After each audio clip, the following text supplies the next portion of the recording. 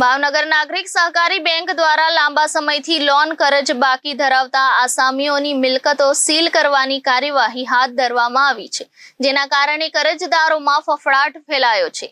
ભાવનગર નાગરિક સહકારી બેંક દ્વારા બેંક પાસેથી લોન લઈ ભરપાઈ ન કરનાર આસામીઓને વારંવાર નોટિસો ફટકારી મૂળ મુદ્દલ તથા વ્યાજની રકમ ભરપાઈ કરી જવા માટે વારંવાર નોટિસો પાઠવી હતી। આમ છતાં લેણદારો દ્વારા રકમ ભરપાઈ ન કરાતા કાયદાની જોગવાઈ મુજબ આજરોજ નાગરિક સહકારી બેંકના અધિકારીઓ દ્વારા મિલકત જપ્તી અને સીલ કરવાની કાર્યવાહી હાથ ધરવામાં આવી હતી, જે અંતર્ગત ભરતનગર વિસ્તારમાં આવેલ કૈલાસનગર સ્થિત એક બિલ્ડિંગને સીલ કરવામાં આવી હતી।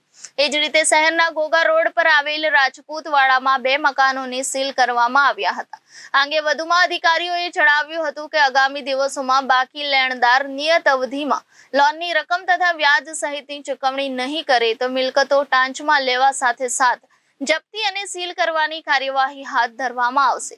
ભાવનગર નાગરિક સહકારી બેંક દ્વારા આકરા પગલાં લેવાની શરૂઆત કરતા લેણદારોમાં ભારે ફફડાટ ફેલાયો છે।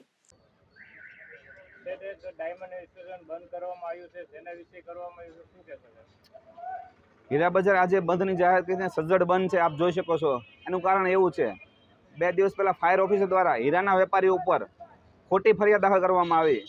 ખોટી શબ્દ ઉપર ભાર એટલા માટે મેકું છું કે જે ફરિયાદમાં સ્થળ અને સમય લખ્યો છે એને સ્થળ અને સમયે જે વેપારીનો કે જે માણસોના નામ છે એ લોકો એ સમયે હાજર નહોતા, તો ફરજ બરોબર કઈ રીતની બને એ મને સમજાવે।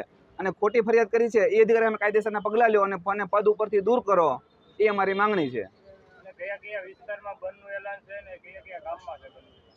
ભાવનગર, બોટાદ, તળાજા, મહુવા બંધનું આપેલું છે, અમે સમર્થન જાહેર કર્યું છે અને સ્વયંભૂ છે। આમાં 90 થી 95% આપ જોઈ શકો છો, ઓફિસો અને કારખાનાઓ બંધ છે। રામંત્ર મંદિર વિસ્તારમાં તદ્દન 100% કારખાનાઓ બંધ છે, બંધ છે।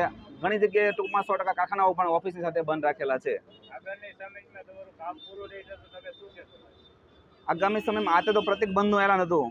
જો અમારી માંગ પૂરી નહીં થાય તો જે ભારતમાં લોકશાહીનો પાયો નાખ્યો મહારાજા કૃષ્ણકુમારસિંહે, એના સ્ટેચ્યુ સામે કાલ પ્રતિક ઉપવાસમાં બેસીશું અને છતાં પણ નિવેડો નહીં આવે તો સીએમ ઓફિસ સુધી આની રજૂઆત કરીશું। Reporter Firoz Malek, Janadesh news, Bhavnagar.